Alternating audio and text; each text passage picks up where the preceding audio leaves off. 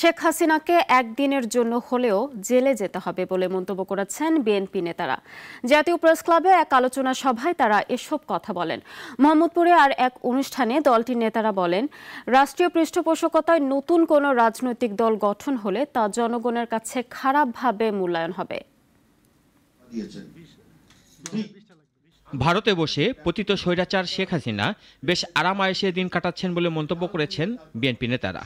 দেশ চালান আপনারা, উপদেষ্টা আপনারা, মন্ত্রণালয় চালান আপনারা, বিজিবি চালান আপনারা। কোন পথে 3 মাস পর ওবায়দুল কাদের দেশ ছাড়লো, এটা যদি উপদেষ্টা বলে উনি জানেন না, এটা তো আমি গ্রহণ করতে পারি না।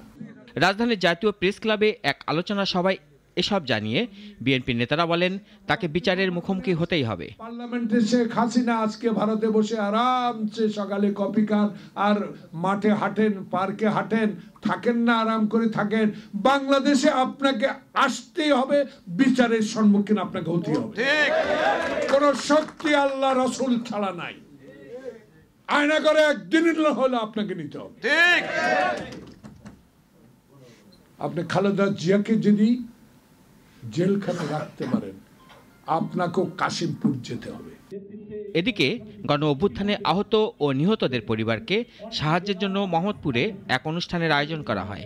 বিএনপি নেতারা বলেন, নতুন নতুন রাজনৈতিক দল গঠন লক্ষ্য করা যাচ্ছে, তা যেন রাষ্ট্রীয় পৃষ্ঠপোষকতায় না হয়। জাতীয় নাগরিক কমিটি এই নামে একটি রাজনৈতিক দল করা হচ্ছে, ভালো কথা। রাষ্ট্রের পৃষ্ঠপোষকতায় কোনো দল গঠন করার প্রক্রিয়া যদি হয়, তাহলে যে ক্রেডিবিলিটি এই সরকারের, সেই ক্রেডিবিলিটি কিন্তু নষ্ট। অবিলম্বে নির্বাচনকালীন সংস্কার শেষ করে রোডম্যাপ ঘোষণার দাবিও জানান বিএনপি নেতারা। ইতিমধ্যে যে কমিশনারদেরকে রাশেদুল কাদির, নাগরিক, ঢাকা।